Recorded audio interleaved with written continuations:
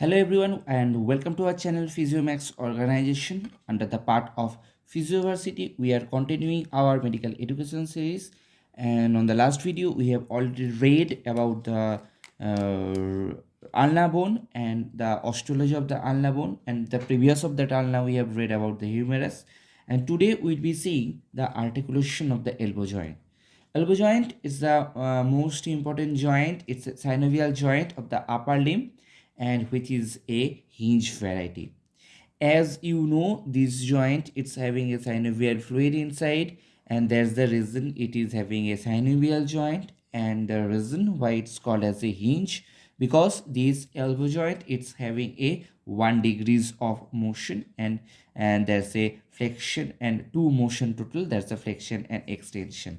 So we are having a elbow joint flexion and we are having a elbow joint extension. So today we will be reading about the articulation of the elbow joint. That means the word articulation, it means how the elbow joint is formed of. So now we'll be seeing the elbow joint articulation. So if I show you the humerus, this is the lower end of the humerus and this is the posterior aspect, and this posterior aspect we are having the olecranon groove over here.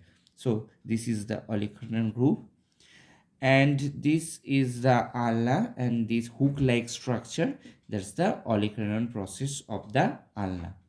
So these two bones, there's the lower end of the humerus and the upper end of the ulna, which makes the elbow joint.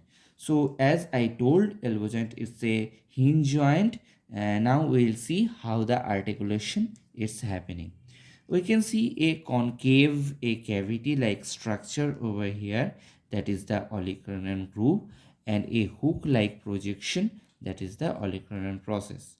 So the olecranon groove, it's present on the posterior aspect of the humerus, and this olecranon process which used to attached exactly like this in this elbow joint, and this is how the elbow joint looks from the front, and this is how the elbow joint looks from the back. So whenever we do any movement, it's like a flexion, the elbow joint is to go like this, and whenever we do any movement like elbow joint extension, the movement is like this. So we will see how the olecranon process is to move inside of the olecranon groove.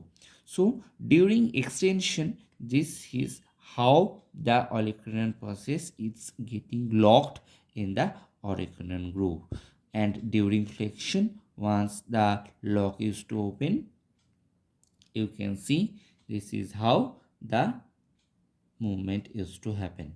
It can happen in both the way. It's like a closed kinematic chain and the open kinematic chain.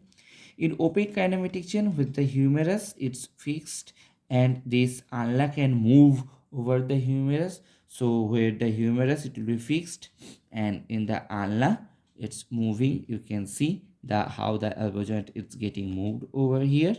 So this is what's during the open kinematic chain. And if I show you the closed kinematic chain, where the ulna will be fixed and the humerus will be moving exactly like this, and this is how the flexion and the extension of the elbow joint is to happen, and that's what is the articulation. So once more to repeat about the elbow joint articulation: the posterior aspect of the olecranon groove, which is to get attached with a hook-like structure of the olecranon process, and that is how this elbow joint is made up of.